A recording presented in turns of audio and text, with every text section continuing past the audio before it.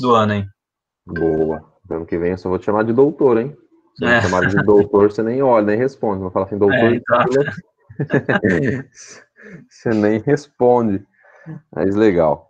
Já deu um tempinho aí para o pessoal entrar. Vamos começar nosso estudo, nossa EBD. Pedir aqui para Lari orar para nós, para começar. Pode ser, Lari? Pode ser sim, sem problema. Legal. Senhor Deus e Pai, muito obrigado por esse dia, muito obrigado porque a gente pode estar reunido aqui junto, para a tua honra e glória, Pai. Seja conosco, abençoa-nos, abençoa os que não puderam estar aqui hoje também. Abençoa o Alan, dele muita sabedoria, que ele possa passar realmente a sua palavra para nós e nos abençoe para que nós possamos ouvir e realmente entender isso no nosso coração. Em nome de Jesus, amém. Amém. Nós iremos dar continuidade, né? Como toda aula, Jesus apresentado no Antigo Testamento, a gente vai continuar no profeta Zacarias, agora falando sobre outros ofícios, né? Os ofícios de Jesus, ofícios de sacerdote e rei que o Messias, né? Que Jesus ele tem, e a prefiguração que foi colocada aqui no profeta Zacarias. Então a gente já veio lá desde Gênesis falando sobre Jesus no Antigo Testamento, como Jesus é prefigurado no Antigo Testamento, como toda a Bíblia aponta para Jesus, né? Muitos teólogos, eu acho muito interessante essa forma que eles falam, né? E eu concordo também que a Bíblia, toda a Bíblia é um evangelho, é o evangelho que aponta para Jesus, é as boas novas de Jesus. Toda a Bíblia, desde o Antigo Testamento, toda a Bíblia é apontando para Jesus, né? Então a gente pega o Antigo Testamento é como se fosse uma sombra e o Novo Testamento é já essa sombra, já é o próprio Jesus mostrado, apontado, né? Então é como se fosse a figura, como sempre uso o exemplo de uma mão que é colocada sobre, sei lá, qualquer superfície, que a gente consegue ver essa sombra e consegue perceber diante dessa sombra que é uma mão, mas você não consegue ver os detalhes, né? Se tem unha, se tem cicatriz, se está limpa, se está suja. E no Novo Testamento é possível ver de forma clara as coisas que aconteceram, que foram preditas, né, que foram profetizadas sobre a vinda do Messias, sobre Jesus. No Novo Testamento a gente consegue perceber tudo, né? E no Antigo apontando para Jesus, né? Então, como algumas pessoas às vezes têm dúvida, como é que isso era apontado para Jesus, né? Como que as pessoas eram salvas em Cristo no Antigo Testamento? As pessoas que criam nesse Messias, as pessoas que faziam essas cerimônias, né?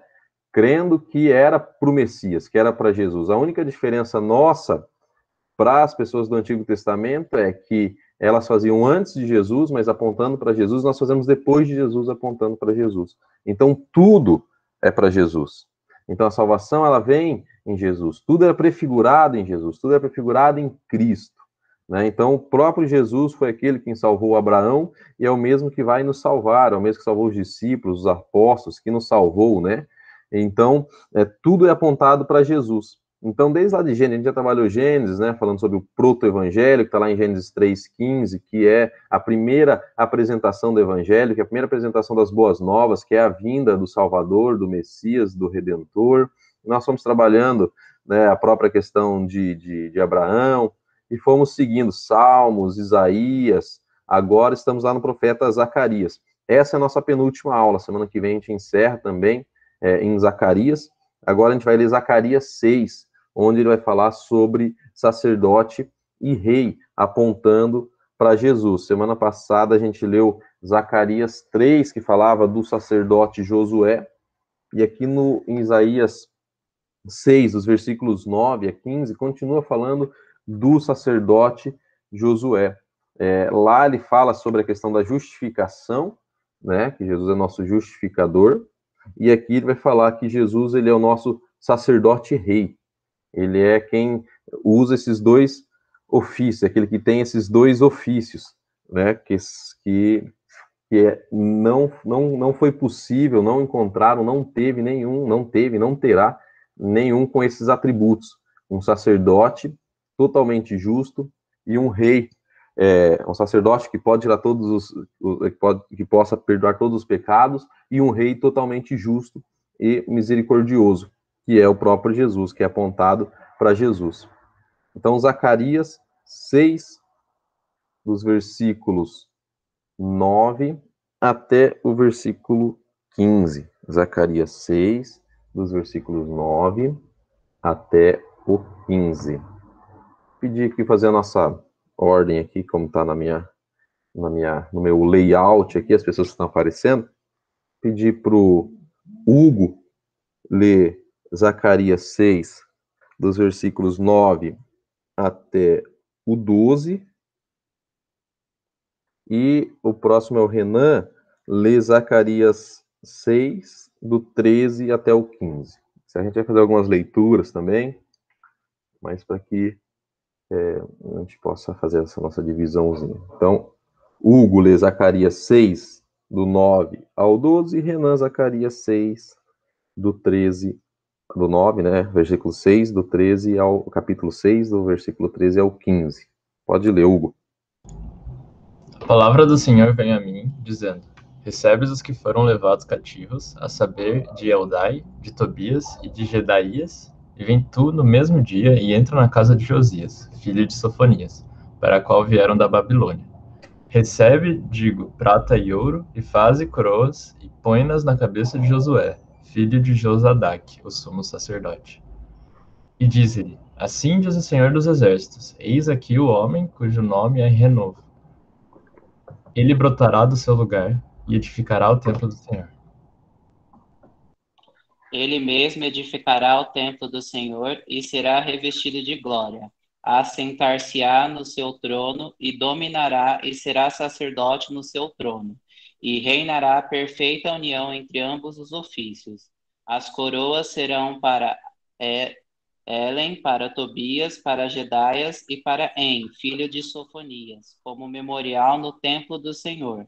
Aqueles que estão longe virão e ajudarão no edificar o templo do Senhor, e sabereis que o Senhor dos Exércitos me enviou a vós outros. Isto sucederá se diligentemente ouvirdes a voz do Senhor vosso Deus. Legal.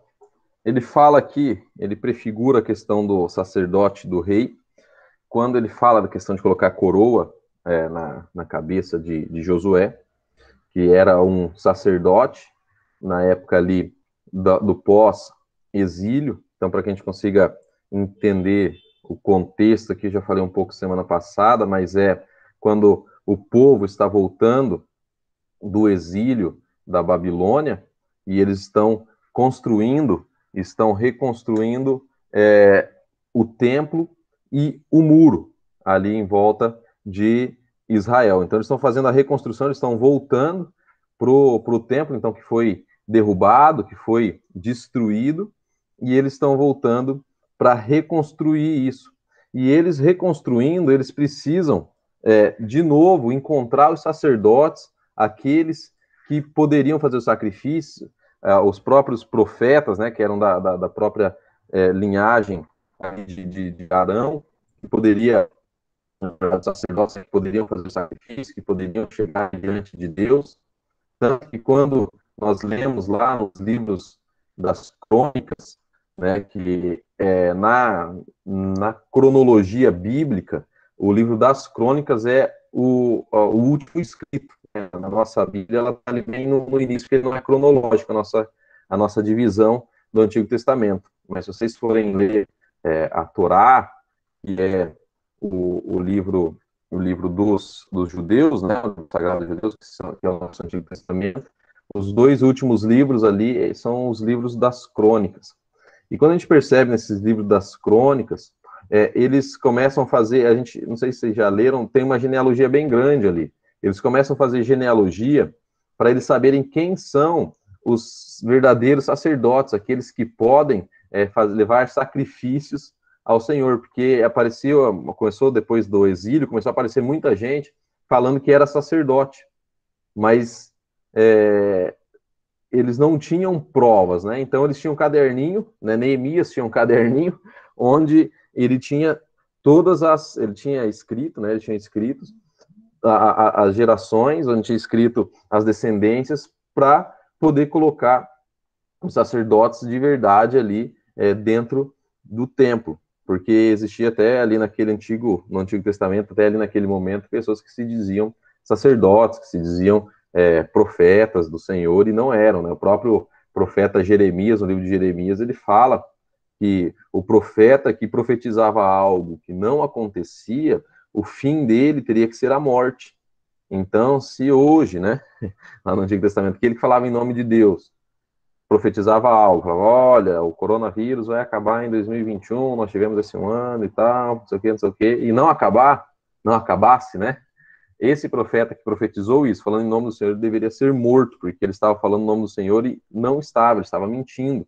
Ele era um falso profeta, para ver a seriedade que eles levavam e levam, né, a palavra do Senhor. Não é qualquer um que poderia falar e dizer que estava falando sobre o nome do Senhor e que estava profetizando, estava ouvindo Deus falar, né? Se acontecesse isso hoje, a gente ia ver uma chacina de falsos profetas, né? Pessoas que já profetizaram várias coisas, que o mundo ia acabar não sei quando, que Jesus ia voltar não sei quando, algumas profecias que iriam acontecer e não aconteceram. Uma vez estava conversando com um pastor amigo meu, lá do Paraná, e ele foi numa igreja onde tinha essas revelações, né? E eu acho que ele participava dessa igreja que tinha revelações. E uma moça foi orar por ele e tal, e foi fazer uma profecia para ele. Ele falou assim, olha, pastor tal, eu profetizo que o senhor vai namorar com tal pessoa, com tal menina, né? E ele disse que no meio da oração falou, eu não vou, não.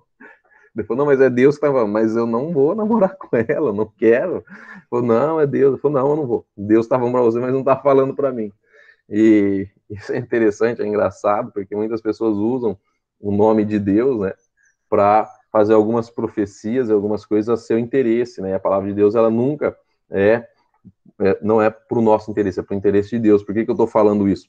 Porque o profeta, ele vem falar as coisas do lado de Deus, e muitas vezes o profeta fala coisas que a congregação, né, ou que a igreja, ou que o povo ali não gostava, né? Jeremias profetizou exílio, 70 anos de exílio, profetizou 70 anos de escravidão, profetizou 70 anos de morte, profetizou 70 anos de coisas ruins, e depois ele profetizou a libertação do povo. Mas ele foi rejeitado porque ele profetizou esse tipo de coisa. Então, para que a gente possa entender, por isso que o próprio Jesus, ele foi rejeitado na sua terra, porque ele falava coisas que vinha da parte de Deus, não do que o povo queria ouvir, ou que o povo queria ouvir. Isso deve ser da aula que vem, que é Jesus, o pastor rejeitado. Mas entendendo qual que era o papel do sacerdote aqui. A gente já conversou um pouco sobre isso na aula passada, mas o papel do sacerdote era levar o sacrifício em favor do povo. Era feito um sacrifício no final do ano que era para redimir todos os pecados de toda a nação.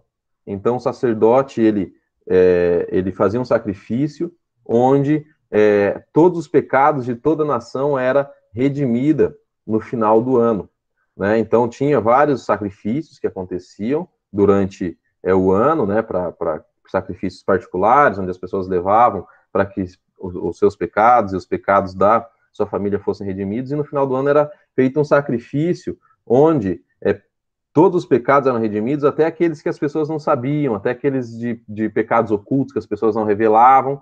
E o sacerdote fazia esse sacrifício para que Deus pudesse purificar e Deus pudesse perdoar os pecados dessas pessoas. E aqui nessa profecia, Zacarias, ele tem a visão e ele começa a falar sobre uma só pessoa que seria sacerdote e seria rei. E para aquele povo ali de Israel, o sacerdote seria aquele, como já expliquei, né, aquele que viria para fazer o sacrifício, a questão da purificação dos pecados, e o rei seria aquele que viria para tirar o povo daquela escravidão.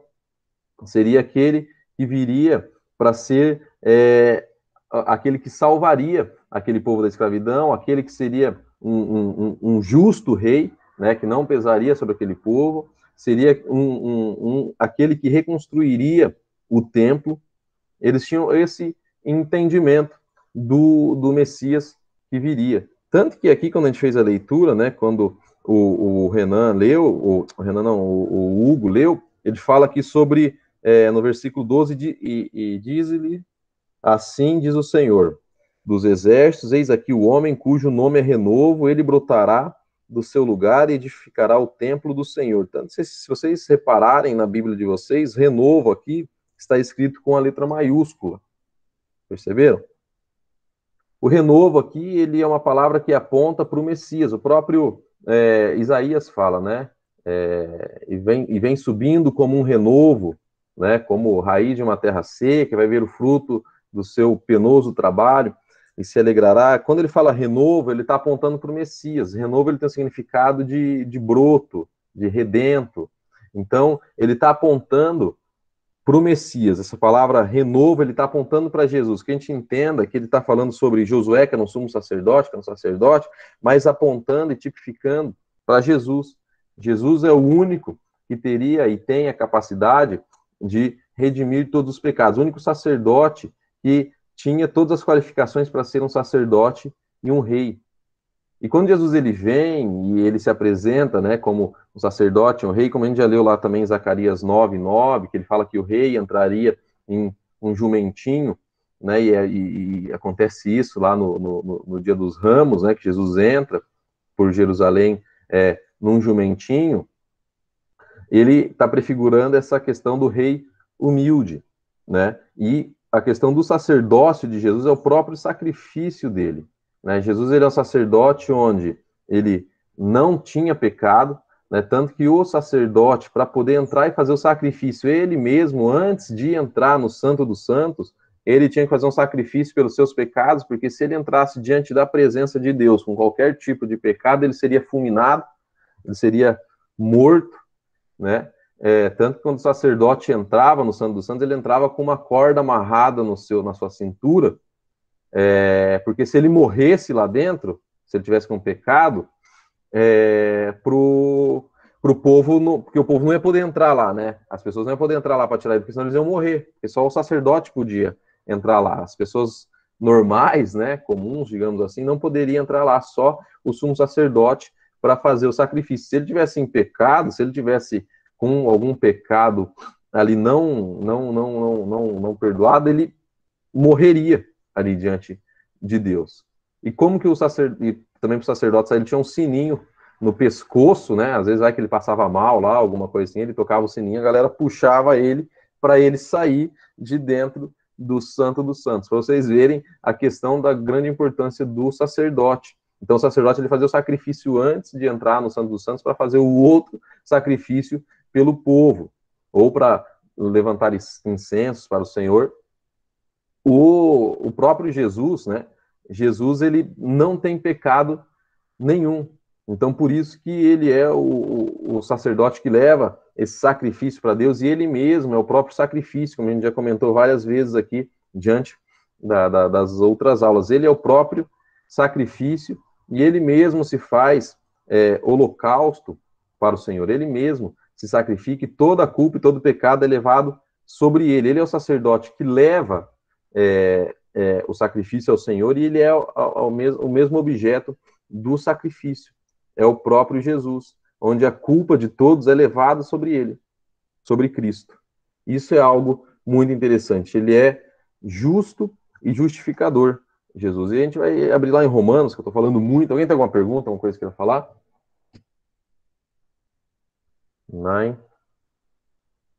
Vamos ler lá em Romanos 3. A gente vai ler dos versículos 21 ao 26. Romanos 3, dos versículos 21 ao 26.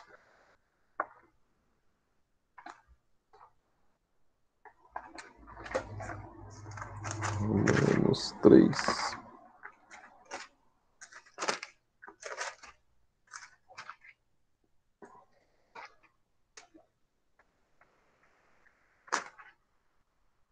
Do 21 ao 26. Vou pedir para no próximo que o Renan já leu, vou pedir para a Camilinha ler aqui Romanos 3, do 21 ao 26. Pode ler, Camilinha. Mas agora, sem lei, se manifestou a justiça de Deus, testemunhada pela lei e pelos profetas. Justiça de Deus mediante a fé em Jesus Cristo, para todos e sobre todos os que creem. Porque não há distinção, pois todos pecaram e carecem da glória de Deus, sendo justificados gratuitamente por sua graça, mediante a redenção que há em Cristo Jesus, a quem Deus propôs, no seu sangue, como propiciação mediante a fé, para manifestar sua justiça, por ter Deus, na sua tolerância, deixado impunes os pecados anteriormente cometidos, tendo em vista a manifestação da sua justiça no tempo presente, para ele mesmo ser justo e o justificador daquele que tem fé em Jesus. Legal. Aquele que tem fé em Jesus.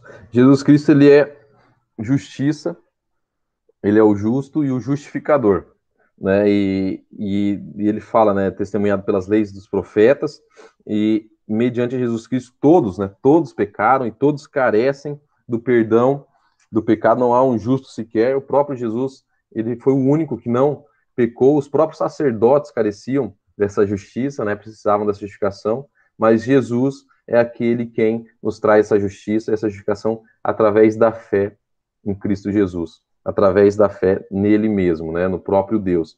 Tanto que isso, o próprio Deus, na própria escritura aqui em Zacarias, quando a gente lê lá no versículo 15, ele fala assim: aqueles que estão longe virão e ajudarão em edificar o templo do Senhor. Ele está falando aqui sobre gentios, sobre quem é considerado também os pagãos. Então, Jesus, né, o próprio Deus, ele não envia um sumo sacerdote apenas para salvar aquele povo, só o povo dele. Ele envia para salvar também todos aqueles que creem no sacrifício, né? Aqueles que creem em Jesus. Aqui já está prefigurando também a salvação enviando o Messias, mas também a salvação dos gentios, aqueles que não eram judeus, né? E isso aponta para nós, porque nós não somos judeus, né? Nós não somos da linhagem do povo de Israel. Isso pode ser que tenha alguém aqui, né, que seja da linhagem do povo de Israel, mas acredito que não. Todos nós somos enxertados em Cristo Jesus, devido a esse sacrifício, devido à nossa fé nele. Então, Jesus, ele é o sumo sacerdote. Aqui ele aponta também Jesus como rei, né? Ele aponta Josué aqui como rei, que ele seria coroado e que ele reconstruiria o templo, e esse era o papel do rei. O rei reconstruiria o templo, tanto que quando Jesus chega e se anuncia, e é anunciado, né, como Messias, ele é anunciado por João Batista, ele mesmo se apresenta como Messias quando ele lê Isaías lá na sinagoga. Ele se apresenta como Messias, e os fariseus, e os judeus ali da época, eles não acreditam que Jesus é o Messias, porque o Messias viria como um rei poderoso, né? E Jesus, ele vem entrando num jumentinho, como a gente leu ali em Israel, e já era uma profecia dada por Zacarias, né?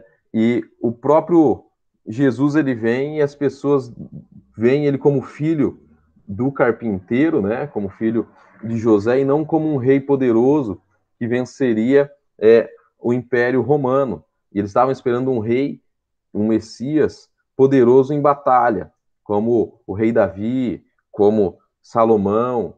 E Jesus, ele quando ele começa a conversar com os fariseus, começam a conversar com as pessoas, tanto que no Evangelho de Marcos várias vezes fala, né, que o reino de Deus está próximo, e ele começa a falar de um reino, ele começa a falar de um reino, e ele começa a se apresentar como o rei desse reino, né? O próprio os fariseus, lá em Lucas 7, começam a indagar ele, perguntando: olha, Jesus, onde que está o reino? Quando virá o reino? O que é esse reino? E Jesus Cristo fala: olha, o reino de Deus, ele não virá em visível aparência. Se alguém te falar: olha, o reino de Deus está ali, ou o reino de Deus está aqui, não vá, não acredite, porque o reino de Deus não está dentro de vocês. O reino de Deus está dentro de vós. E eles não conseguiam entender isso, né? Que Jesus, ele é o rei, e o reino dele não é dessa terra, né? Tanto que em Apocalipse e outros livros apocalípticos, né, dizem que todo joelho se dobrará a Jesus quando ele voltar. Toda língua vai e confessará que ele é o Rei dos Reis e Senhor dos Senhores. Mas eles estavam esperando um rei terreno. Jesus é aquele que é misericordioso e justifica o nosso pecado através do sacrifício, mas também é aquele rei poderoso que domina o império das trevas e nos livra do pecado, nos livra da escravidão do pecado, nos livra da escravidão de Satanás. Por isso que o próprio apóstolo Paulo, né, se apresenta, e várias pessoas, a Jesus como servo. Sou servo de Jesus Cristo, porque nós estamos debaixo desse reinado, né, e todos que estão debaixo de um reinado, eles são servos, né, do rei, e nós somos servos de Jesus. Por isso nós nos apresentamos assim: ele nos libertou do império das trevas, ele é o rei poderoso que está sentado no trono junto com Deus. Por isso que existia essa grande dificuldade, existe até hoje, dos judeus entenderem que Jesus Cristo é o Messias, é o Salvador, porque eles veem essa imagem de um rei poderoso, humanamente falando, um rei que iria dominar tudo, iria reconstruir o templo, né, em Israel. Hoje não, na época lá tinha o templo, né, e foi destruído, depois de 70 anos com Tito foi destruído, então eles estão esperando um rei poderoso agora para reconstruir, eles estão esperando a vinda do Messias. Então os judeus não acreditam, né, em Jesus Cristo como o Messias ou como o Salvador, somente, né, os judeus messiânicos, existem os judeus messiânicos que acreditam, né, em Jesus Cristo como Filho de Deus e o Salvador, mas hoje os judeus, a grande maioria lá em Israel, não creem, né, não creem em Jesus Cristo como o Messias, porque eles tinham essa visão do Messias poderoso de batalha, um Messias poderoso na guerra, um Messias que iria livrar o povo da escravidão e iria trazer toda a terra de Israel, né, para o povo de Israel, para os judeus. Hoje existe uma briga lá em Israel ainda, existe com os próprios muçulmanos, né, onde existe a Meca, lá dentro da Terra Santa, onde eles mesmos, os muçulmanos, dizem que é deles, aquele local, e os judeus dizem que é deles.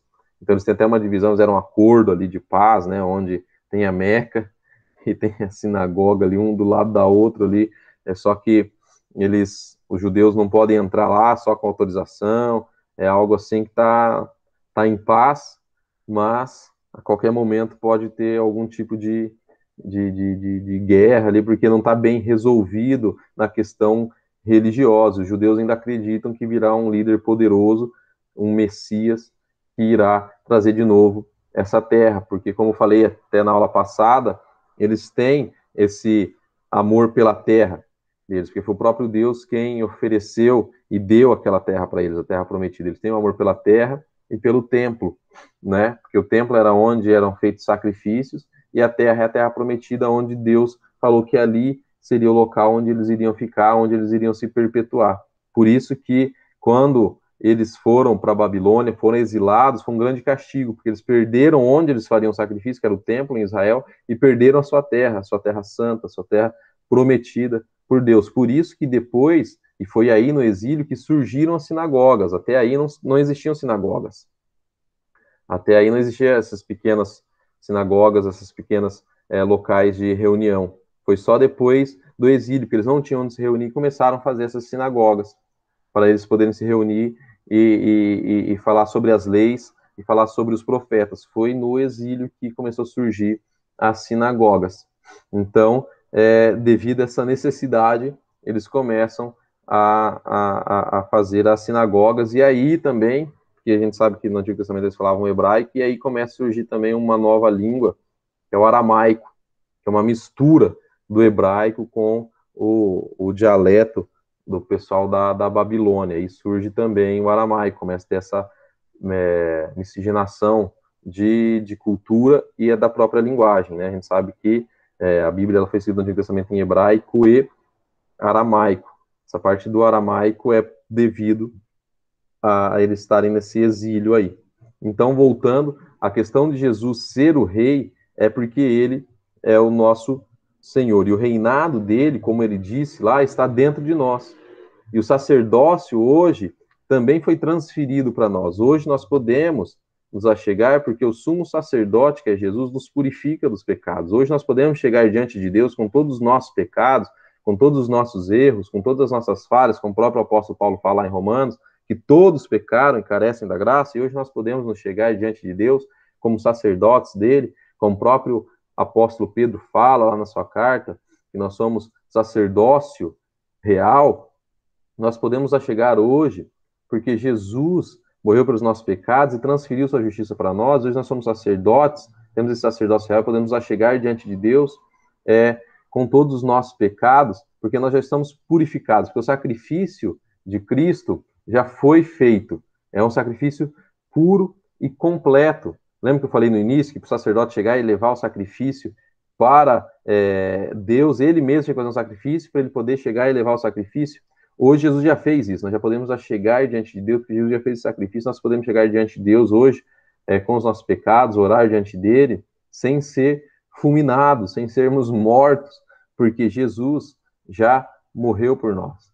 Ele já nos purificou dos nossos pecados. Claro que nós temos que chegar diante de Deus e nos arrepender e pedir perdão, mas hoje nós podemos chegar confiadamente. Hoje nós podemos chegar diante de Deus com os nossos pecados, com os nossos erros, sem culpa, porque a culpa foi levada por Cristo. Mas nós precisamos nos arrepender dos nossos pecados e levar diante dele os nossos erros. Chegar diante dele com as nossas mãos sujas, para que ele possa purificar, para que ele possa limpar, e entender que nossas mãos estão vazias, estão sujas, e Jesus nos limpa e nos purifica. Hoje Jesus é sacerdote, ele intercede por nós diante de Deus também. Ele é o nosso advogado, como a própria palavra de Deus diz, né, como o apóstolo Paulo usa esse termo jurídico, né? Ele é o nosso advogado, ele está diante de Deus intercedendo por nós, é aquele que nos justifica diante de Deus. Vamos abrir aqui a Bíblia lá em Isaías, no capítulo 1, os versículos 18 e 20. Isaías, capítulo 1, versículos 18 e 20. O último que leu foi a Camilinha, né? De Silas agora lê Isaías 1, versículo 18 e 20, sobre a purificação dos pecadores. Alan, é o 18 a 20 ou 18 e 20? Desculpa, é 18 a 20. Ah, tá.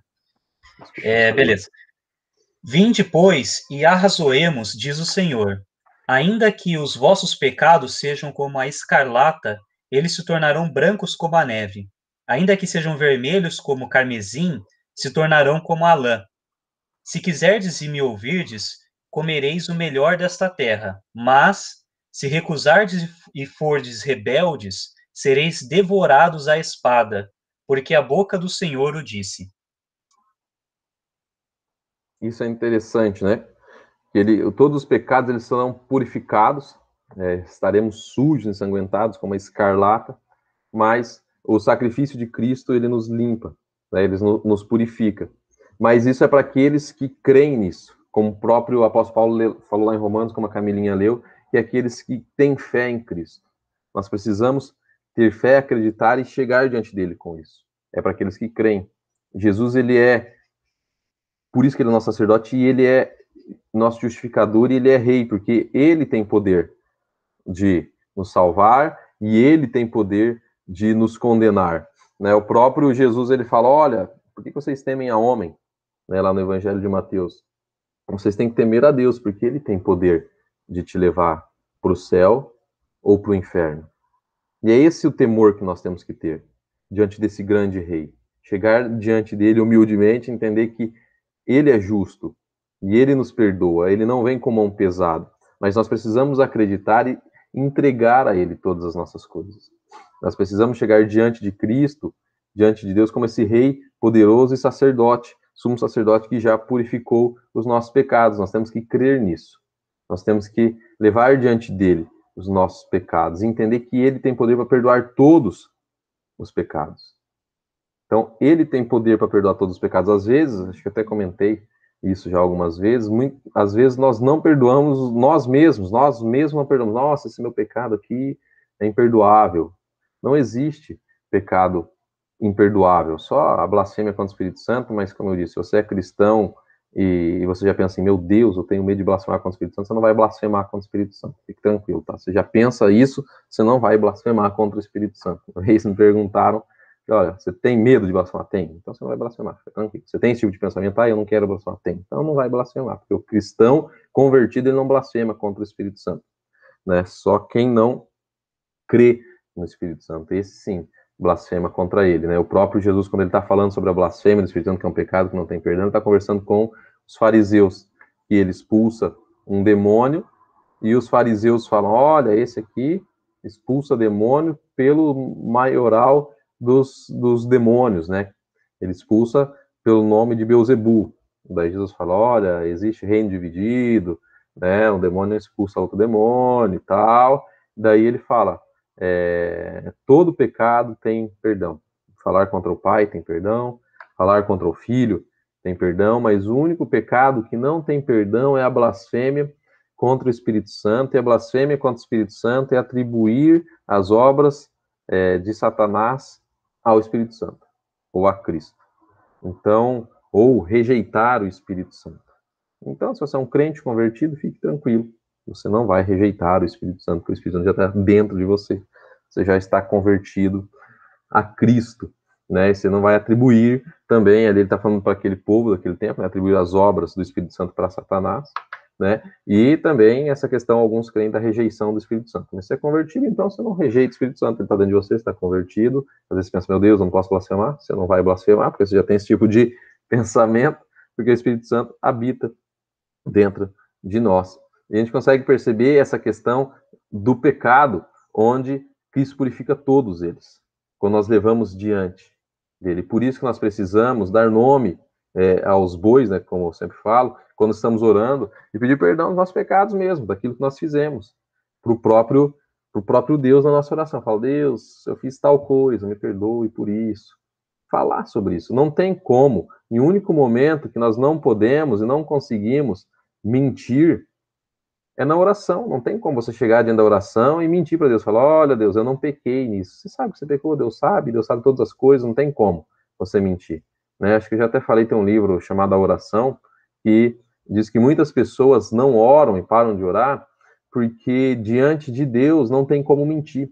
Né? Então muitas pessoas têm vergonha de chegar com seus pecados diante de Deus, por isso que eles não oram, porque você não tem como não ser 100% verdadeiro diante da oração, porque Deus, ele sabe daquilo que você fez, né? Então, por exemplo, olha, se você fez um pecado horrível, Deus sabe, não tem como você chegar diante dele e pedir perdão desse pecado horrível, sem dar nome para esse pecado horrível para Deus, ele sabe que você teve isso, mas ele quer que nós sejamos humildes e falemos aquilo que nós cometemos, que nós precisamos do perdão daquele pecado, nós estamos arrependidos, porque nós somos como aquela mulher adúltera. Todos os dias, quando nós oramos e confessamos os nossos pecados, Jesus olha para nós e fala para nós assim, cadê seus acusadores? Então eu também não te acusarei. Vá e não peques mais. Todos os dias, quando nós reconhecemos que todos os dias nós somos aquela mulher adúltera, aquela mulher pecadora, que estamos nos pés de Jesus, estamos ali humildes, despidos de toda a nossa moral, né, diante de Jesus, de todos os nossos preceitos, preconceitos, estamos nus ali diante dele. Pedimos perdão, nos arrependemos. Todos os dias, se nós pensarmos assim, ele olha para nós e fala, cadê os seus acusadores? Né? Não estão aqui. Então também não te acusarei. Vá e não peques mais. Que nós entendamos que todos os dias nós somos essa mulher. Que todos os dias nós precisamos chegar diante de Deus e falar sobre os nossos pecados, falar sobre as nossas lutas, sobre as nossas dificuldades, porque Ele nos perdoa, mas nós precisamos chegar e levar para Ele os nossos erros.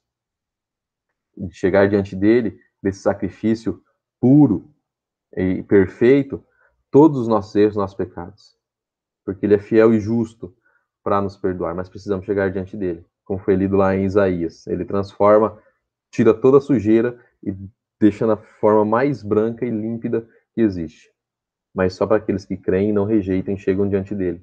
Precisamos orar. E às vezes a gente pode pecar e não saber de um pecado que a gente cometeu. Fala, ó, Jesus, também pelos pecados que eu cometi, pelos erros que eu cometi que eu não lembro, me perdoe. Preciso do seu perdão. Vamos abrir lá em João 19, versículos 5 e 6. João 19, versículos 5 e 6. O Silas leu, agora é o grande Helber. Helber Bueno. Helber Bueno, que me ofereceu carona ontem, foi embora, me abandonou. O cara que não perdoou, né, Helber? Perdoa, irmão. Eu pedi perdão. Pesado. Hã? Eu pedi perdão, hein? Você pediu perdão, né? O cara tá com o coração pesado aqui, né? Me ofereceu carona e foi embora.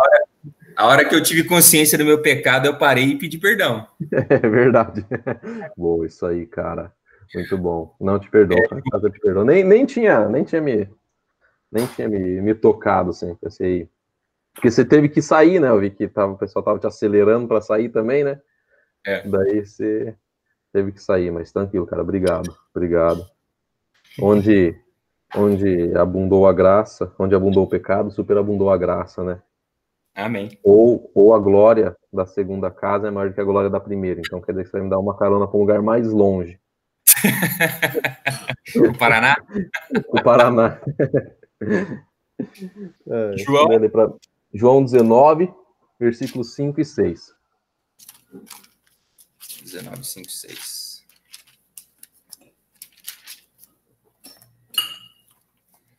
Amém. Então Jesus saiu com a coroa de espinhos na cabeça e vestido com a capa vermelha. Vejam, aqui está o homem, disse Pilatos. Quando os chefes dos sacerdotes e os guardas do templo viram Jesus, começaram a gritar: crucifica, crucifica. Vocês que o levem e o crucifiquem. Eu não encontro nenhum motivo para condenar este homem, repetiu Pilatos. Legal. A gente consegue perceber aqui, diante desse texto, né? Jesus com uma coroa de espinho, né? Prefigurando ali os próprios judeus de uma forma zombando, né? Colocando ele como um rei, né? Os próprios soldados também, romanos, que colocam o seu rei, então colocaram uma coroa de espinho. O próprio Pilatos fala: eis o homem, né? Este aí é o homem mau. Ele sabia que esse era o homem mesmo, né? Aquele que veio para nos salvar, o Filho do Homem, e eles não tinham nada a dizer sobre Jesus. Ele foi crucificado ali novamente, como foi dito, sem pecado, sem erro, sem mácula, sem ruga. Então Jesus, ele foi até o fim, e até ali ele foi zombado como um rei. A gente consegue perceber que eles colocam essa coroa de espinhos nele, né, como é bem conhecido por todos, para zombar mesmo de Jesus como um rei, como o Senhor das nossas vidas, como aquele que é um rei não desse reino, mas de um reino celestial. Ele virá e julgará a todos, onde haverá um novo céu e a nova terra. Ele virá e julgará a todos. Vamos ver lá em Hebreus 4, 15 e 16. Agora a Lari Cardoso. Hebreus 4, 15 e 16, falando sobre o sumo sacerdote. Hebreus 4, 15 e 16. Porque não temos um sumo sacerdote que não possa compadecer-se de nossas fraquezas, porém um que, como nós, em tudo foi tentado, mas sem pecado. Chegamos, pois, com confiança ao trono da graça, para que possamos alcançar misericórdia e achar graça, a fim de sermos ajudados em tempo oportuno.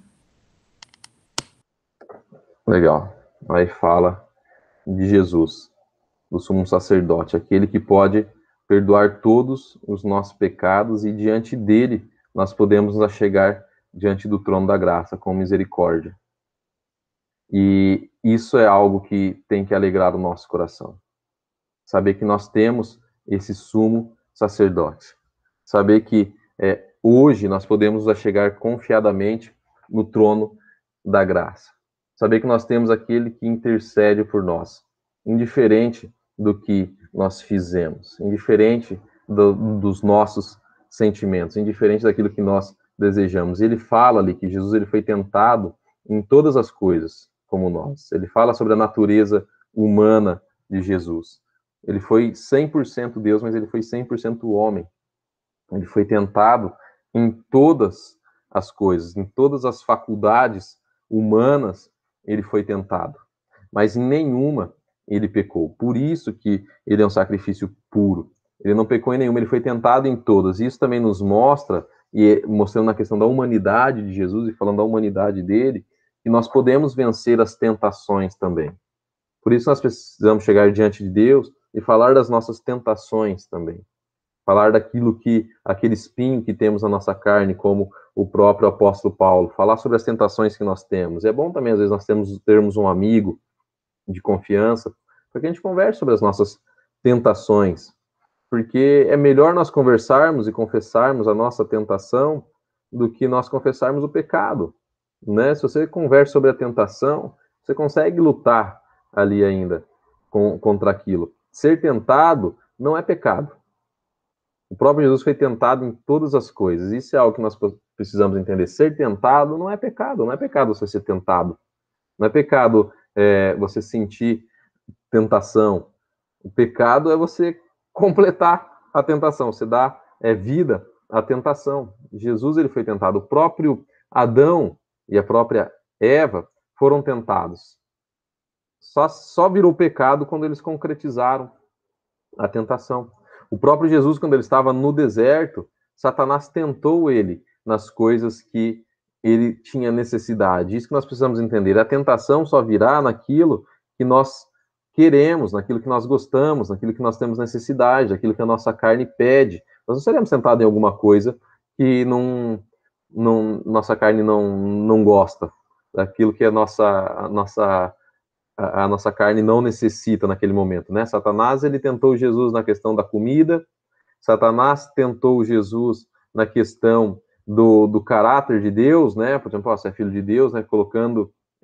Tentando colocar Jesus contra Deus, tentando colocar a palavra de Deus em xeque ali, quando fala diante da humanidade de Deus, fala, se é filho de Deus, se joga aqui que os anjos de Deus vão te segurar, como diz a palavra de Deus. E foi exatamente isso que a serpente fez com Eva. Falou, olha, Deus não falou que você não podia tocar, né, não podia comer de nenhuma das árvores. Então, a serpente começa ali ludibriar a Eva. Não, a gente só não pode tocar e nem comer nessa aqui. Fala, é certo que você não vai morrer. Então, ela começa a colocar o caráter de Deus à prova com Eva. E é assim que acontece na tentação.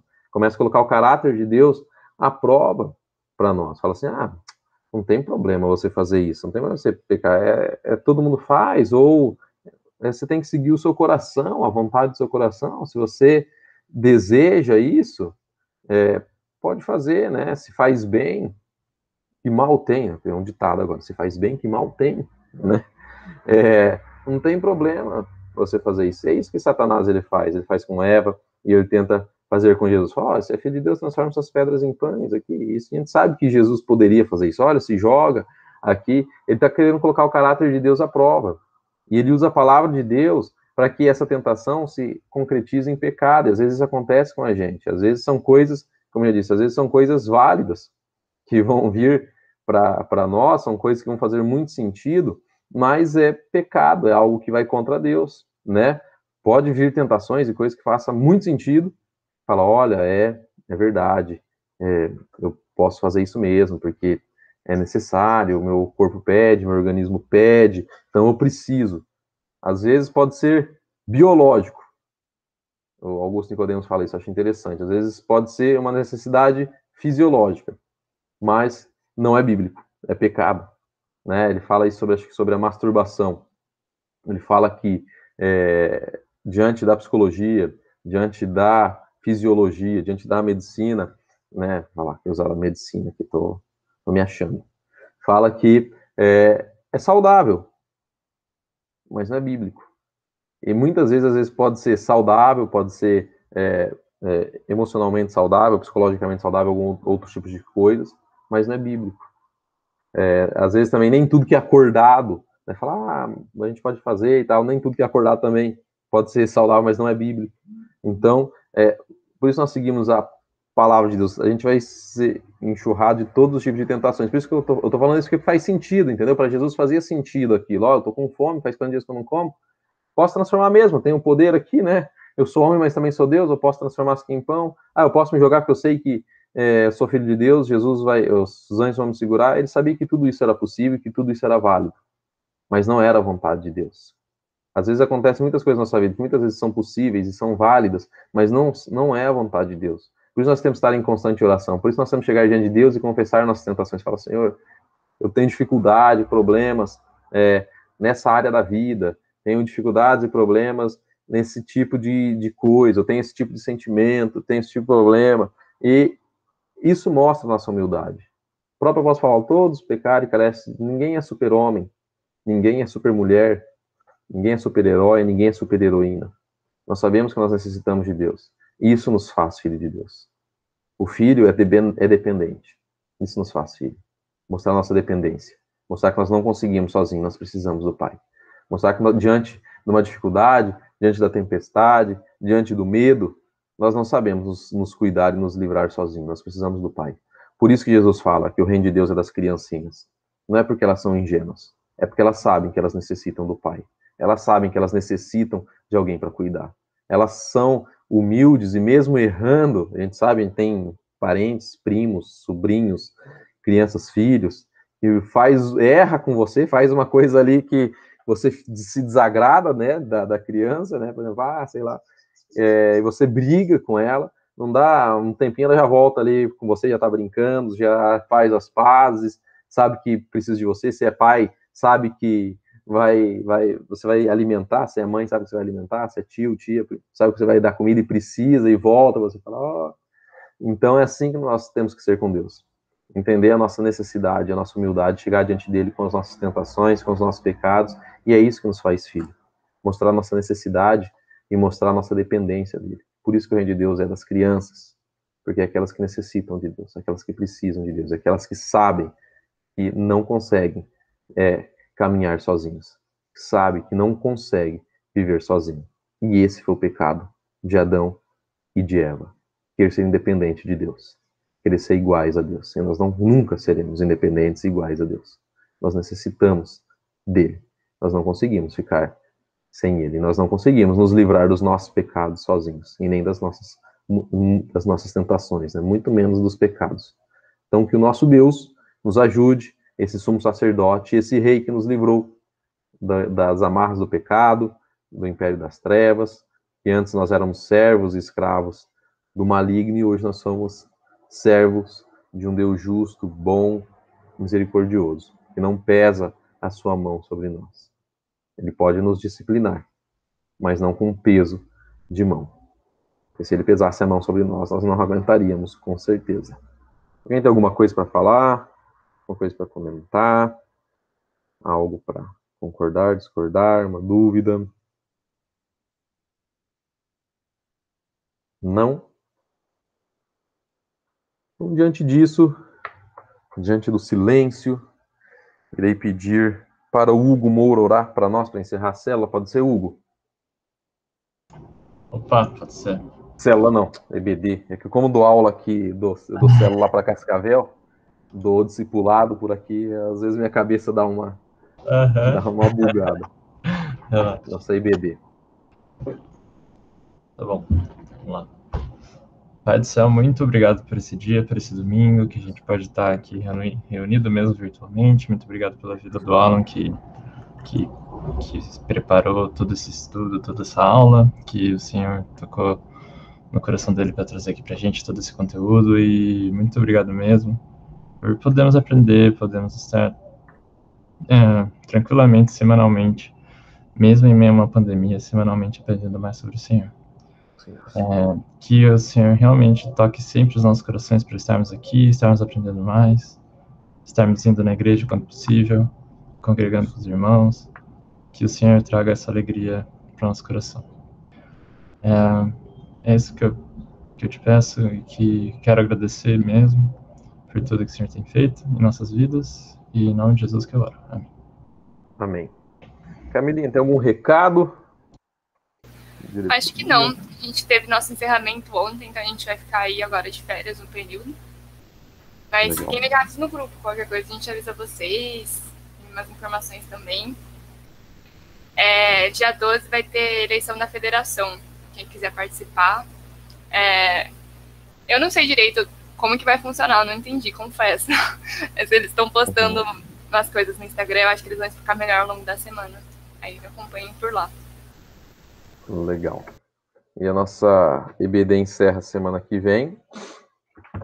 EBD dos jovens, né? EBD não entra de férias, depois nós teremos um link para jovens e adolescentes juntos. Então, semana que vem nós encerramos a nossa aula de Jesus no Antigo Testamento. Então, que Deus abençoe a todos, para quem for no culto à noite, até à noite, para quem for assistir em casa, bom culto, e um bom domingo e bom almoço. Deus abençoe a todos e um forte abraço. Amém, um abraço. Galera, abraço. Valeu. Tchau.